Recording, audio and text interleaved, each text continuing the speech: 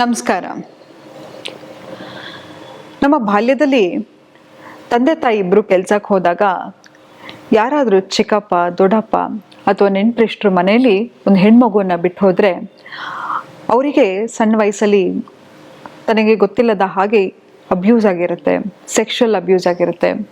ಅದನ್ನು ಹೋಗಿ ಅಮ್ಮನ ಹತ್ರನೋ ದೊಡ್ಡಮ್ಮ ಹತ್ರನೋ ಚಿಕ್ಕಮ್ಮನ ಹತ್ರನೋ ಅಕ್ಕನ ಹತ್ರನೋ ಹೇಳ್ಕೊಟ್ಟಾಗ, ಬೇಡಮ್ಮ ಇದು ಯಾರ ಹತ್ರನೋ ಹೇಳಬೇಡ, ಸಂಸಾರ ಹಾಳಾಗತ್ತೆ ಅಂತ ಹೇಳಿ ಅಲ್ಲೇ ಬಾಯಿ ಮುಚ್ಚಿಸ್ಬಿಟ್ಟಿರ್ತಾರೆ. ಆದರೆ ನಿಮಗೆ ಗೊತ್ತಾ, ಆ ಹೆಣ್ಮಗು ಬೆಳೀತಾ ಬೆಳೀತಾ ತನ್ನ ಸೆಕ್ಷುಯಾಲಿಟಿಯಿಂದನೇ ಡಿಸ್ಕನೆಕ್ಟ್ ಆಗುತ್ತೆ. ಮದುವೆ ಆದ ನಂತರ ತನ್ನ ವೈವಾಹಿಕ ಜೀವನವನ್ನು ಕೂಡ ಎಂಜಾಯ್ ಮಾಡಲ್ಲ. ಏನಪ್ಪ ಪದೇ ಪದೇ ಆ ಕೆಟ್ಟ ನೆನಪು ತನ್ನ ಕಣ್ಮುಂದೆನೇ ಕಾಡ್ತಾ ಇರುತ್ತೆ. ಆದರೆ ನಮ್ಮ ಸಮಾಜ ಹೇಗಿರತ್ತಪ್ಪ ಅಂತ ಹೇಳಿದ್ರೆ, ನಾವು ಒಂದು ಸಣ್ಣ ಮಗು ಆಗಿದ್ರೆ ನಾನು ಯಾರ ಹತ್ರ ಸೇಫ್ಟಿಯನ್ನು ಅಪೇಕ್ಷಿಸ್ತೀನಿ ಹೇಳಿ? ನನ್ನ ತಂದೆ ತಾಯಿ ಹತ್ರ. ನೋಡಿ, ನಮ್ಮ ತಂದೆ ತಾಯಿ ನಮ್ಗೆ ಕೊಡ್ತಕ್ಕಂಥ ಆಸ್ತಿ ಆಗಲಿ ಪಾಸ್ತಿ ಆಗಲಿ ಅದಕ್ಕಿಂತ ಮುಖ್ಯ ಏನಪ್ಪ ಅಂತ ಹೇಳಿದ್ರೆ, ಒಂದು ಮಗುವಿಗೆ ತನ್ನ ತಂದೆ ತಾಯಿ ಕೊಡ್ತಕ್ಕಂಥ ಸೇಫ್ಟಿ, ಸೆಕ್ಯೂರಿಟಿ. ಯಾವಾಗ ಅದೇ ಬೇಸಿಕ್ ಸಿಗದೆ ಹೋಗುತ್ತೋ ಆ ಮಗುವಿನ ಮನಸ್ಸಲ್ಲಿ ಎಷ್ಟು ದೊಡ್ಡ ಪರಿಣಾಮ ಬೀಳ್ತಾ ಹೋಗುತ್ತೆ ಗೊತ್ತಾ? ನೋಡ್ರಿ, ನಿಮ್ಮ ಜೀವನದಲ್ಲಿ ಬರ್ತಕ್ಕಂಥ ಪ್ರತಿಯೊಂದು ರಿಲೇಶನ್ಶಿಪ್ಪು ಯಾತಕ್ಕೆ ಬರುತ್ತಪ್ಪ ಅಂತ ಹೇಳಿದ್ರೆ, ನಿಮ್ಮ ಚೈಲ್ಡ್ಹುಡ್ ವೂಂಡ್ಸನ್ನು ಹೀಲ್ ಮಾಡೋದಕ್ಕೆ ಬರುತ್ತೆ. ಎಷ್ಟೊತ್ತಿ ನೋಡಿದ್ದೀರಾ, ಎಲ್ಲರ ಹತ್ರನೂ ತುಂಬ ಗಂಭೀರ ಘನತೆಯಿಂದ ಇರ್ತೀರಾ, ಆದರೆ ನಿಮ್ಮ ಸಂಗಾತಿ ಹತ್ರ ಹೋದ ತಕ್ಷಣ ಒಂದು ಸಣ್ಣ ಮಗು ಥರ ಬಿಹೇವ್ ಮಾಡ್ತೀರಾ. ನಾವೆಲ್ರಿಗೂ ಒಂದು ಡಿಫ್ರೆಂಟ್ ಪರ್ಸ್ನಾಲಿಟಿ ಇರುತ್ತೆ. ಇವಾಗ ನಿಮ್ಮ ಮುಂದೆ ನಾನು ಕೂತು ಮಾತಾಡ್ತಿದ್ದೀನಿ ಅಂದರೆ ಒಂದು ಪರ್ಸ್ನಾಲಿಟಿ ಇರುತ್ತೆ, ನನ್ನ ಸಂಗಾತಿ ಹತ್ರನೇ ಒಂದು ಪರ್ಸ್ನಾಲಿಟಿ ಇರುತ್ತೆ, ನನ್ನ ಹೆತ್ತ ತಂದೆ ತಾಯಿಗಳ ಮುಂದೆನೇ ನನ್ನದೊಂದು ಪರ್ಸ್ನಾಲಿಟಿ ಇರುತ್ತೆ. ನಮ್ಮೆಲ್ರಿಗೂ ಆ ಡಿಫ್ರೆಂಟ್ ಫೇಸಸ್ ಆಫ್ ಲೈಫ್ ಅನ್ನೋದು ಇದ್ದೇ ಇರುತ್ತೆ ಅಲ್ವಾ? ನಮ್ಮ ಮಕ್ಕಳ ಹತ್ರನೇ ನಾವು ಬೇರೆ ರೀತಿ ಬಿಹೇವ್ ಮಾಡ್ತೀವಿ. ಆದರೆ ನಿಮ್ಗೊಂದು ವಿಷಯ ಗೊತ್ತಾ, ಈ ಥರ ಅಬ್ಯೂಸು ಒಂದು ಹೆಣ್ಣಿನ ಮನಸ್ಸು ಹಾಗೂ ಅವಳ ಜೀವನವನ್ನೇ ಬದಲಾಯಿಸ್ತಾ ಹೋಗ್ತಾ ಇರುತ್ತೆ. ಅದಕ್ಕಿಂತ ಅಸಹ್ಯಕರ ಏನಪ್ಪ ಅಂತ ಹೇಳಿದ್ರೆ, ಇದೆಲ್ಲವನ್ನೂ ಗೊತ್ತಿರ್ತಕ್ಕಂಥ ತಂದೆ ತಾಯಿಗಳು ಪದೇ ಪದೇ ಅವರನ್ನು ಫಂಕ್ಷನ್ಗಳಿಗೆ ಇನ್ವೈಟ್ ಮಾಡೋದು, ಅಥವಾ ಅವ್ರ ಜೊತೆನೇ ಒಂದು ಸಂಬಂಧ ಅಂತ ಹೇಳಿದ್ರೆ, ಇಲ್ಲಿ ಒಂದು ಸಂಬಂಧ, ಒಂದು ಫ್ಯಾಮಿಲಿ, ಇಲ್ಲಿ ರಿಲೇಷನ್ಶಿಪ್ಗಳು ಹಾಳಾಗ್ಬಿಡುತ್ತೋ ಅಂಥೇಳಿ ಅಂಥವ್ರನ್ನು ಎಂಫಸೈಸ್ ಮಾಡೋದು. ಆದರೂ ಕೂಡ ಅವರನ್ನೇ ಪದೇ ಪದೇ ಫೇಸ್ ಮಾಡ್ತಿರ್ಬೇಕು ಅಂತ ಹೇಳಿದ್ರೆ ಆ ಹೆಣ್ಮಗುಗೆ ಇನ್ನೂ ಎಷ್ಟು ನರಕ ಯಾತನೆ ಅನುಭವಿಸ್ತಾ ಇರ್ತಾರೆ. ಯಾಕೆ ಹೀಗೆ ನಮ್ಮ ಸಮಾಜ? ಆದರೆ ಅನ್ಯಾಯ ಏನೋ ಆಗೋಯ್ತು, ಅದರಿಂದ ಹೊರ ಬರೋದು ಹೇಗೆ?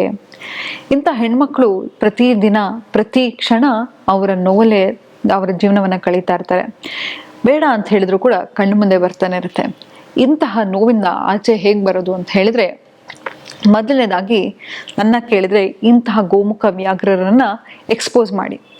ಯಾವಾಗಲೂ ಒಂದ್ಸತಿ ಯಾವುದೋ ಒಂದು ಫಂಕ್ಷನಲ್ಲಿ ಸಿಗ್ತಾರೆ, ಅಥವಾ ಯಾರೋ ನೀವು ಹೇಗಿದ್ದೀರಾ, ಊಟ ಮಾಡಿದ್ರಾ, ಚೆನ್ನಾಗಿದ್ದೀರಾ, ಮಕ್ಕಳು ಫೀಸ್ ಹೆಂಗೆ ಕಟ್ತಿದ್ದೀರಾ, ಹೇಗಿದ್ದೀರಾ ನೀವು ಅಂತ ಕೇಳಿದವರು ಯಾವುದೋ ಅವ್ರಿಗೋಸ್ಕರ ನಾವು ಈ ಪ್ರತಿದಿನ ಈ ನೋವಲ್ಲಿ ಅನುಭವಿಸ್ಬೇಕಾ?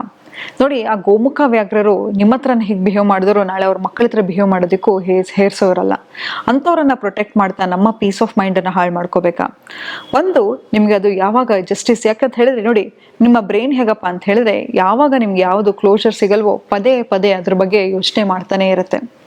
ಹಾಗಾಗಿ ಫಸ್ಟ್ ಅದಕ್ಕೆ ಒಂದು ಕ್ಲೋಜರನ್ನು ಕೊಡ್ತಾ ಹೋಗಿ. ತದನಂತರ ನಿಮಗೆ ಗೊತ್ತಿಲ್ಲದ ಹಾಗೆ ನಿಮ್ಗೊಂದು ಡಿಸ್ಕನೆಕ್ಷನ್ ಆಗ್ಬಿಟ್ಟಿರುತ್ತೆ. ಯಾಕಂತ ಹೇಳಿದ್ರೆ, ಎಷ್ಟೇ ಏನೇ ಮಾಡಿದ್ರು ಅದನ್ನು ಮರಿಬೇಕು ಅಂತಂದ್ರೂ ಕೂಡ ಪದೇ ಪದೇ ನೆನಪಾಗ್ತಾ ಇರುತ್ತೆ. ಫಸ್ಟು ಅಕ್ನಾಲೇಜ್ ಮಾಡ್ತಾ ಹೋಗಿ. ಇದಕ್ಕೆ ಮೋಸ್ಟ್ ಪವರ್ಫುಲ್ ಟೆಕ್ನಿಕ್ ಅಂತ ಹೇಳಿದ್ರೆ ಹೋಪನೊಪನೋ ಟೆಕ್ನಿಕ್ ಅಂತ ಹೇಳಿದ್ರೆ, ಇನ್ 4 ಮ್ಯಾಜಿಕಲ್ ಫ್ರೇಸ್ ಇರುತ್ತೆ. I am sorry, please forgive me, I love you, thank you ಅಂತ. ಯಾವ ಏಜಲ್ಲಿ ನಿಮಗೆ ಇಂಥ ಇನ್ಸಿಡೆಂಟ್ ನಡೆದಿತ್ತೋ ಆ ಏಜಿಗೆ ಹೋಗಿ ಆ ಏಜಿನ ಹುಡುಗಿ ನಿಮ್ಮ ಮುಂದೆ ಕೂತಿದ್ದಾಳೆ ಅಂತ ಅಂದ್ಕೊಂಡು ನಿಮ್ಮನ್ನೇ ನೀವು ಊಹೆ ಮಾಡಿಕೊಂಡು ನಿಮಗೆ ಒಂದು ಪತ್ರವನ್ನು ಬರ್ಕೊಳ್ಳಿ. ಎಕ್ಸಾಂಪಲ್, 4 ವರ್ಷ 5 ವರ್ಷ ಒಂದು ಮಗು ಕೂತಿರುತ್ತೆ, ಅದಕ್ಕೆ ನಿಮಗೆ ಒಂದು ನೀವು ಪತ್ರವನ್ನು ಬರ್ಕೊಳ್ಳಿ. ಸಾರಿ, ಆವಾಗ ನಾನು ನಿನ್ನ ಕಾಪಾಡಲಿಕ್ಕಾಗಲಿಲ್ಲ, ದಯವಿಟ್ಟು ಕ್ಷಮಿಸು, ನೀನು ನೋಡೋಕ್ಕೆ ತುಂಬ ಚೆನ್ನಾಗಿದೆಯಾ, ನೀನು ಎಲ್ಲ ರೀತಿ you are capable, you are very confident ಅಂತ ಆ ಮಗುವಿಗೆ ಕಾನ್ಫಿಡೆನ್ಸನ್ನು ತುಂಬ್ತಾ ಹೋಗಿ ಆ ಮಗುವಿಗೆ ಪತ್ರವನ್ನು ಬರಿತಾ ಹೋಗಿ.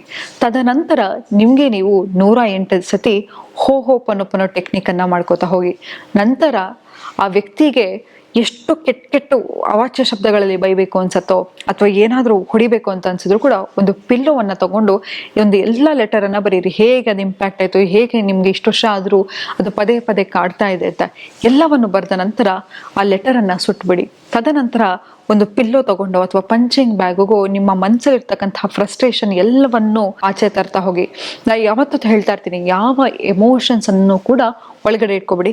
ನಿಮ್ಗೆ ಗೊತ್ತಾ, ಎಷ್ಟೋ ಸತಿ ನಮಗೆ ಕೋಪ ಬರುತ್ತೆ, ನಾವು ಮಾತಾಡದೆ ಹೋಗ್ತೀವಿ, ಅದು ಥೈರಾಯ್ಡ್ ಆಗಿ ಕನ್ವರ್ಟ್ ಆಗ್ತಾ ಹೋಗುತ್ತೆ. ಎಷ್ಟೋ ಸತಿ ಎಮೋಷನ್ಸ್ ಅನ್ನ ಒಳಗಡೆ ಇಟ್ಕೋತಾ ಹೋಗ್ತೀವಿ, ಸಪ್ರೆಸ್ ಮಾಡ್ಕೋತಾ ಹೋಗ್ತೀವಿ, ಬೇರೆಯವ್ರಿಗೋಸ್ಕರ ಬದುಕ್ತಾ ಹೋಗ್ತೀವಿ, ಆಟೋ ಇಮ್ಯೂನ್ ಡಿಸೀಸ್ ಆಗಿ ಕನ್ವರ್ಟ್ ಆಗ್ತಾ ಹೋಗುತ್ತೆ. ಪ್ರತಿಯೊಂದು ಎಮೋಷನ್ ನಿಮ್ಮ ಬಾಡಿ ಪಾರ್ಟ್ ಅಲ್ಲಿ ಸ್ಟೋರ್ ಆಗ್ತಾ ಹೋಗುತ್ತೆ. ಎಸ್ಪೆಷಲಿ ನೋಡಿದಿರಲ್ವಾ, ನಿಮ್ಗೆ ಸಡನ್ನಾಗಿ ಕೋಪ ಬಂತು ಅಂತ ತಿಳ್ಕೊಳ್ಳಿ, ಬಾಯೆಲ್ಲ ಒಣಗ್ದಂಗೆ ಆಗೋದು, ಎದೆ ಭಾರ ಅಂತ ಅನ್ಸೋದು, ಕೈ ಕಾಲೆಲ್ಲ ತಣ್ಣಕ್ಕಾಗೋದು, ಹೀಗೆಲ್ಲ ಆಗ್ತಾ ಇರುತ್ತೆ.